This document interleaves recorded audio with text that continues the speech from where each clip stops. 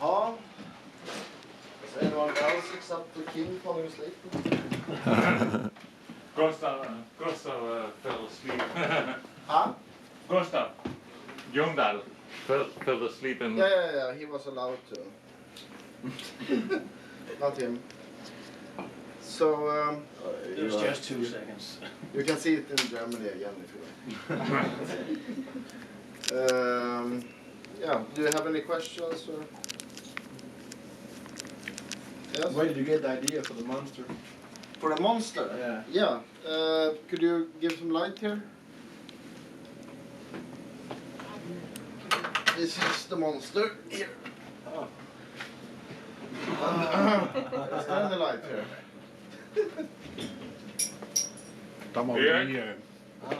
Där. Så gör vi. So this is the monster for the film. It's called Mr. Krister. It's sort of, you know, because we didn't have any big budget, so we decided to make him like a Muppet. Yeah. So it's sort of based on, you know, if you've seen Beaker. Yeah, exactly. So that's nice. This is like, you know, my grandmother is an Orthodox Mormon. She always wears a little hat on her head when she reads the Bible. So this is the sort of the hat here. Downward. What is it made of? It's latex, okay. plastic. Nice. Yeah. And we have the arm here. And a bunch of stuff. And Nice. the idea from the beginning in a different version of the script, but it has to be scrapped like a lot of other big ideas in the film. The arms could rotate. So it sort of went into an attack and then it sort of turned you into sort of köttfärs. Shredded human people. being. And those arms in the middle sort of catched up meat and threw them in the mouth. But I felt just like we don't have any money. I don't know how to do it. Yeah. When the text came up at the end of the film, we saw the monster again. Is there a number 2 film coming? Yeah, I hope so. If this movie gets sort of discovered and everything, we can have a proper budget. What was the budget for this one? God, I don't know. It's Anders skatteåterbäring. Tax repay. Basically. I don't know. We got some money from Indiegogo. We made a crowdfunding campaign. And that covered the cost for the camera. And mostly it's just friends and my actors who sort of put most of their salary into it and my own money. And Salary? We shot entire film in Glava, a town outside of Arvika in Värmland, and we sort of got stuck there after a week in the forest with the cars because we wasted all our money on the gas money. Yeah. And then Anders got tax repay, so we could get gas in the car and continue shooting. And also eat food. I had eaten blueberries for 2 days. That's a fact. And the poor little boy was so green in the face. So it's not much of a budget. How do you get your actors? Was it local people? Yeah, everyone except Börje, the hermit character. He's a character actor from Stockholm, who I sort of managed to somehow persuade into this crazy thing. I noticed because I'm usually I got family in Sweden and I'm usually quite good at Swedish, but I had to go up and see the subtitles. Yeah, it's because most of the movies set in northern Värmland, so it's a lot of dialect. Så, det är rätt ord på översättning. Yeah, dialect, accent. Yeah, Is it? the accent's different up north. So most of the actors are from up north, and the actor who plays the hermit had to learn to talk like they do up north. You make the monsters very well made. It's Rickard Svansson who designed the monster. He also drew very nice artwork for it. And he created the monster. He's a puppeteer from Blekinge. I've worked with him before. I have made a werewolf movie set in Vietnam. And he made the werewolves for the film. And so we have a relationship that goes back like 15 years on working on films. And he's very talented. And Gustav, is he sleeping somewhere? Yes. Yes. Yeah. Then they can drive to Germany. Yes. After- What scene should I cut that makes people fall asleep? I'm the wrong person to ask. I haven't slept for 2 So days. this is like a test screening. They should. Yeah. No, I don't want to cut anymore. No, When Gustav fell asleep right in the beginning. And No, but he slept the whole time last year as well. That's what he does.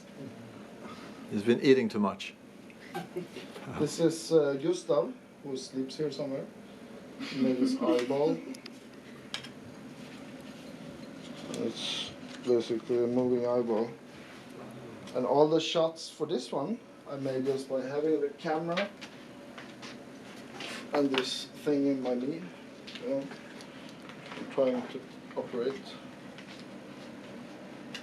So most of the close-ups of the creature and everything is sort of shot outside or on my balcony at home, like this.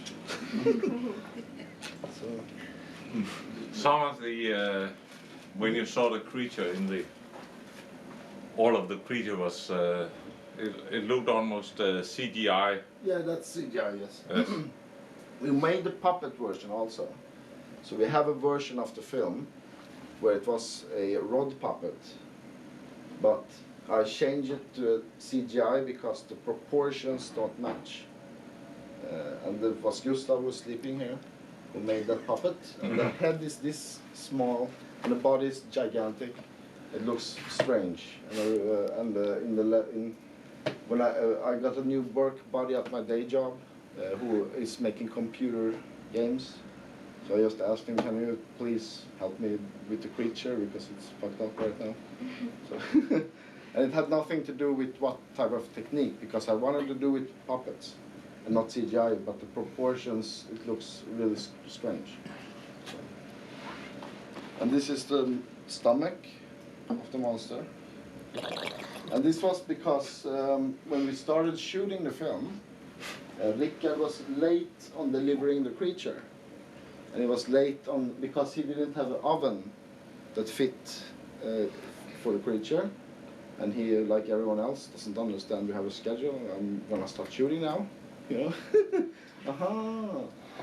So he sort of dried this in the sun at home.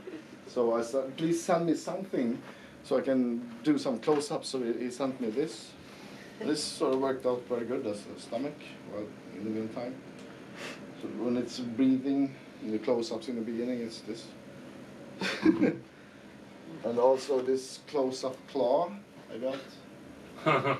Because he wasn't finished with his arm either. But this proved to be pretty useful. Is this one I used for shooting. But dangerous. Yes, actually one of the actors got hurt by the claws. And I remember I asked Rickard when he sent this, did you take raptor claws? No. And I spoke to him like a month ago. How did you do the claws? I bought some raptor claws. So it's raptor claws. Painted yellow. Mm. Och ska jag visa mer? Some extra skin. Some extra string. Ja. Will you make more horror movies Yes. later on? Yeah. I want to make lots of movies. I love making movies. So I'm planning to do more movies. I have the Swedish pole dancing girls versus Demons from Hell, and a movie called Dinorilla on the way, also both in development. And I want to make a sequel to this. To start with. Yes. Just for starters. Yes. How did you start making movies? Oh, I was 11 years old when I made my first film. I was very fascinated with monster movies, and my parents are artists.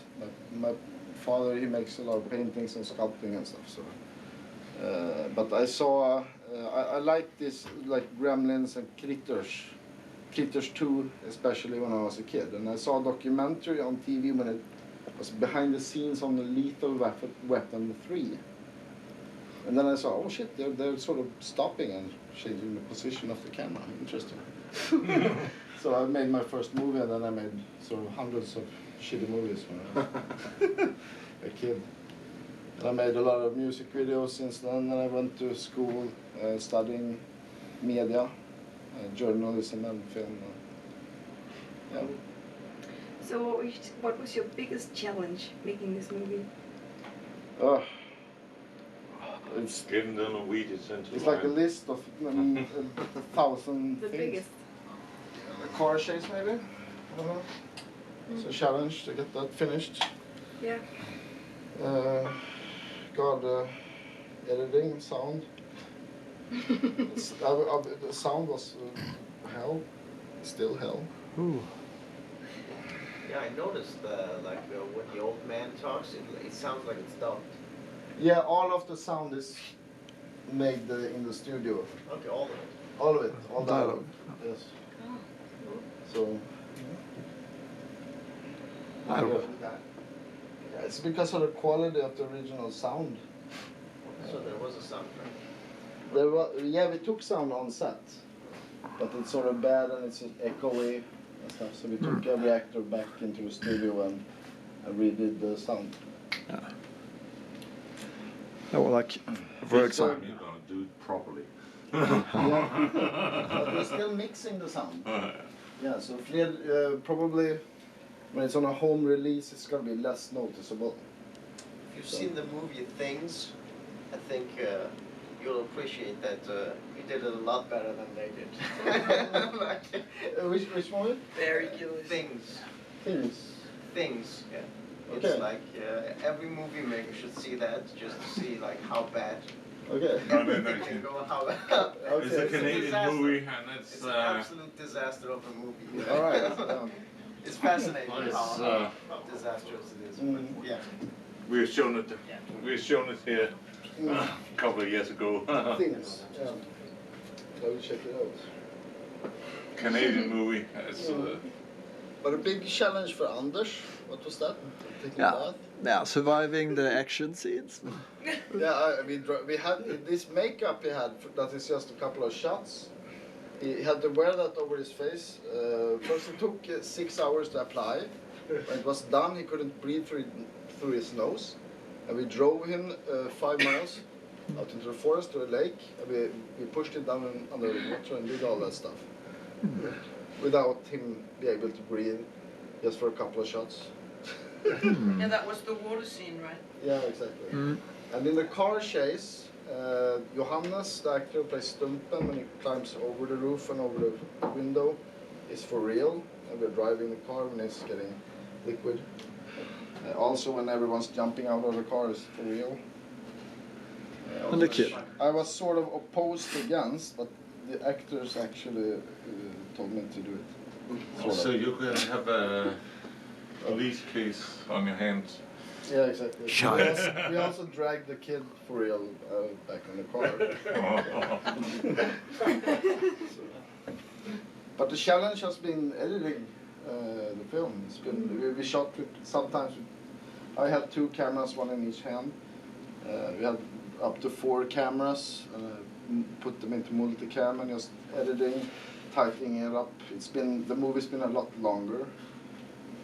And just finding the right form, locking it up, solving all the issues. I sat all last year with the green screen and the puppet.